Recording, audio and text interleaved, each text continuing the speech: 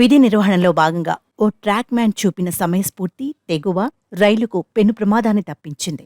మహాదేవ అనే track man తన విధుల్లో భాగంగా కొంకణ్ రైల్వే డివిజన్లోని కుమ్టా, హెన్నావర్ స్టేషన్ల మధ్య తనిఖీలు చేపట్టారు. ఈ క్రమంలోనే తెల్లవారుజామున 4:50 ప్రాంతంలో ఓ చోట పట్టాల జాయింట్ వద్ద వెల్డింగ్ అసంపూర్తిగా ఉన్నట్లు గుర్తించారు. అప్పటికే ఆ మార్గంలో తిరువనంతపురం ఢిల్లీ రాజధాని ఎక్స్ప్రెస్ వస్తోంది. దీంతో వెంటనే అప్రమత్తమైన మహాదేవ కుమ్టా స్టేషన్కు సమాచారం అందించారు.